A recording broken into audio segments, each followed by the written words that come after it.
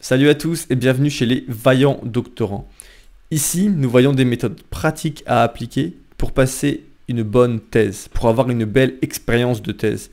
Donc si c'est ce que tu veux, tu es au bon endroit.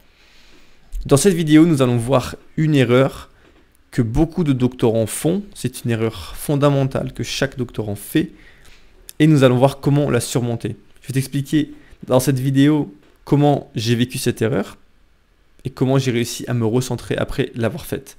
Cette erreur est le fait de trop se disperser pendant le doctorat.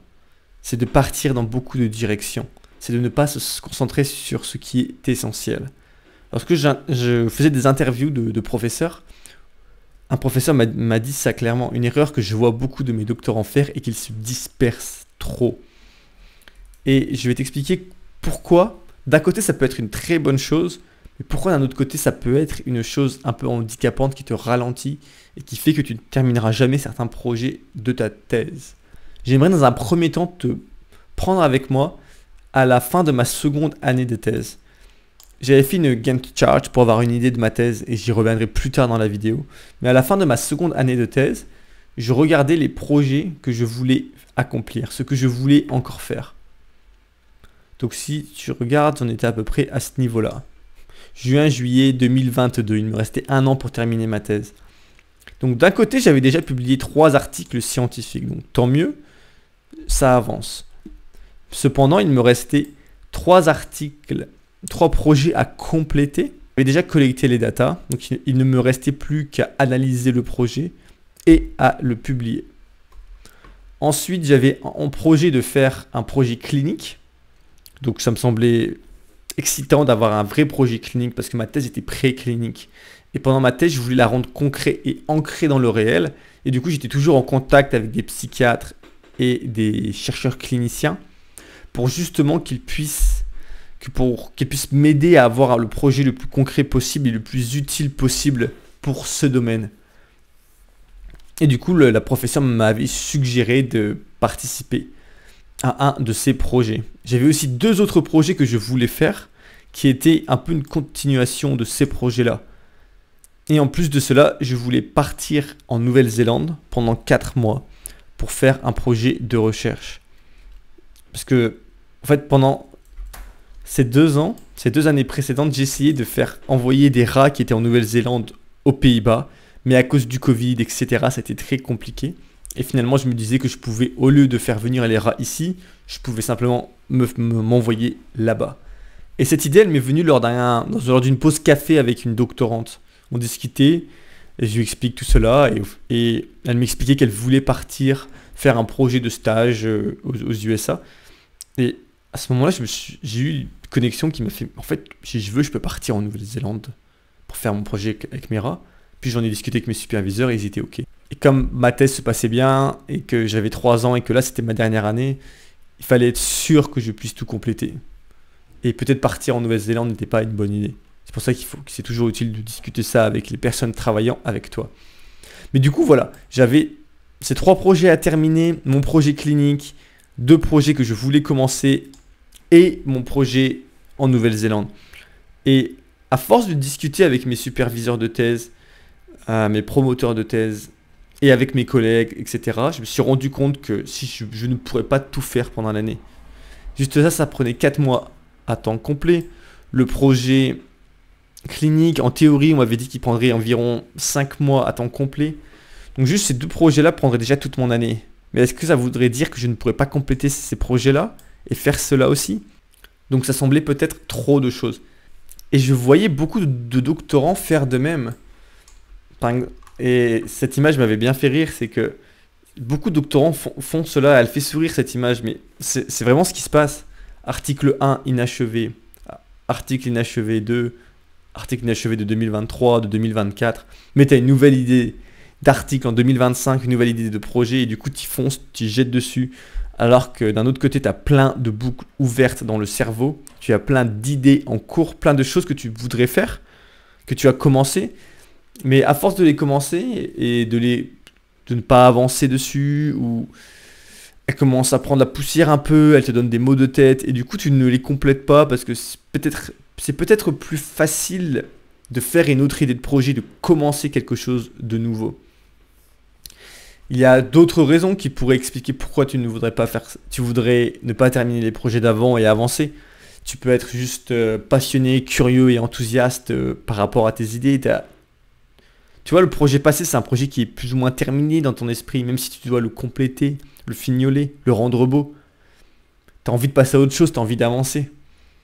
Et du coup, peut-être que tu as une nouvelle idée de recherche. Peut-être que tu as l'impression de devoir toujours en faire plus, comme on entend souvent avec le syndrome de l'imposteur, devoir toujours faire plus, plus, plus. Et du coup, tu ajoutes tes projets de plus en plus sur la table jusqu'à arriver à quelque chose que tu ne peux, en étant réaliste, tu ne peux pas le faire en une année.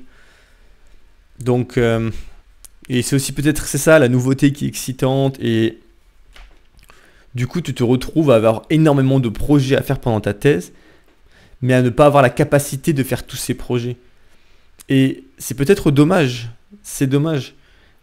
Du coup, ce que moi, j'ai décidé de faire à ce moment-là, c'est que je me suis rendu compte que c'était trop. J'ai donc décidé de sélectionner. Je me suis dit, qu'est-ce qui est essentiel? Qu'est-ce qui est le plus important? Je dois prioriser. Je ne veux pas faire l'erreur justement de trop avoir de choses. Et du coup, en faisant cela, j'ai décidé de terminer ces 3 projets qui étaient commencés. Pourquoi j'ai décidé de faire cela? Parce que je déteste avoir des boucles ouvertes. Je déteste avoir des projets commencés, d'avoir trop de projets commencés. Parce que tu as l'impression d'avoir un trop plein de choses en tête. Et je suis d'accord que tu ne peux pas toujours compléter les projets, mais je pense que c'est important justement de compléter les boucles, de terminer les projets. Lorsque tu as des projets en cours, une action en cours, ton striatum dorsal s'active lorsque tu commences la tâche et il reste activé jusqu'au moment où tu complètes la tâche. Et du coup, tu as toujours un sentiment de non-complétion tant que tu ne complètes pas tes tâches. Et c'est pour cela que j'adorais compléter ce que je commençais. Et c'est ce que j'ai essayé de faire le plus rapidement possible pendant ma thèse. Dès le début, lorsque je commençais un projet, j'ai essayé de le terminer. Celui-là a eu beaucoup de retard parce que je devais faire un test moléculaire. Et j'ai tendance à toujours retarder encore et encore ces tests parce que j'aime pas tout ce qui est avec une pipette et devoir faire du pipetting, etc. J'ai l'impression qu'il y a toujours un truc qui ne fonctionne pas bien lorsque je le fais. Et j'ai l'impression de perdre mon temps. Donc je n'aime pas trop faire cela, ce n'est pas ce que je préfère.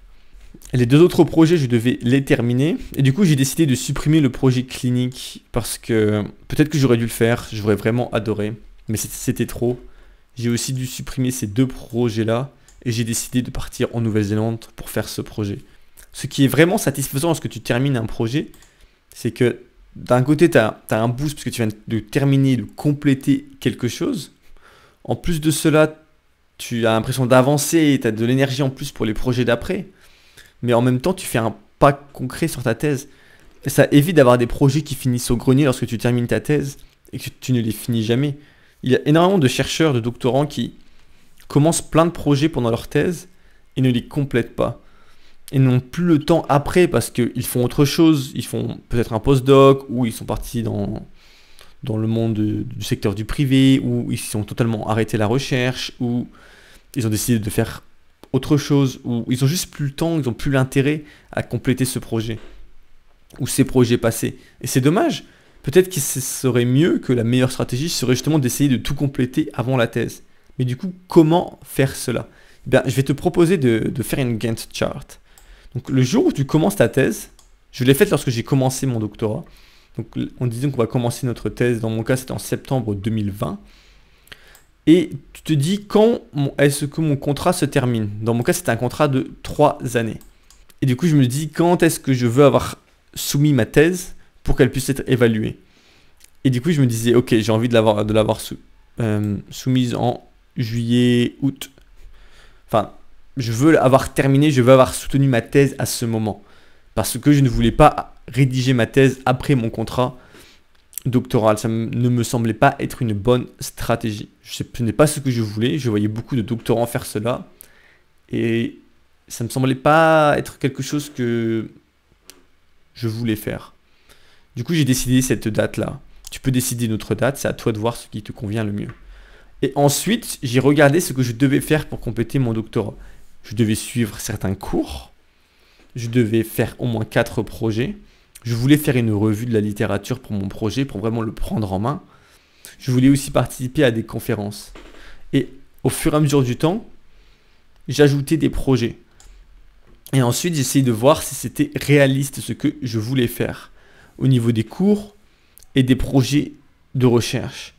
Et à ce niveau-là, c'est à toi de voir ce que tu veux faire. C'est ça qui est intéressant, c'est que tu peux mettre plus ou moins de détails selon ce qui te semble le plus important. Tu peux vraiment mettre plus de détails pour chaque projet. Moi, j'aimais bien l'avoir très général. Donc, je l'ai gardé très général. Mais au final, à toi de voir, tu peux mettre plus de détails. Pour mon postdoc, je me rends compte que je n'en ai pas encore fait. Et je pense que je vais en faire une prochainement. Parce que je prends le temps de le faire pour voir les différents projets dans lesquels je suis impliqué et ceux qui progressent bien. Et une fois que tu as fait cela, ce que j'aimais bien faire était de rédiger quand je fais quoi. Donc là, j'ai fini d'analyser les données. Là, j'ai collecté les données. Là, j'ai obtenu l'accord éthique. Et là, c'est bon, c'est publié. Et c'était agréable de retourner de temps en temps sur ma Gantt chart. Pour voir si je suis encore dans la bonne direction. Est-ce que mes projets progressent et se complètent? Est-ce que je suis encore réaliste avec ce que je voulais faire? Est-ce que j'ai des retards?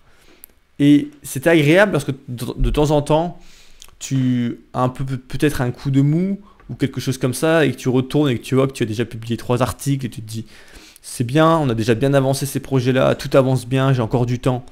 Et c'est agréable de pouvoir aller voir ton document et te dire voilà, je progresse. Donc je t'invite à commenter si tu as fait une Gantt chart, si tu penses que c'est une bonne méthode ou pas, et à partager cela avec d'autres personnes si tu penses que ça peut les aider. Si tu veux aller plus loin, je t'invite à aller voir dans Formation Doctorant, planifier sa thèse chaque jour intelligemment. Je t'explique tout cela plus en détail. On a plus d'1 heure de programme ensemble pour justement avancer. Et sur ce, je te dis à bientôt. Ciao.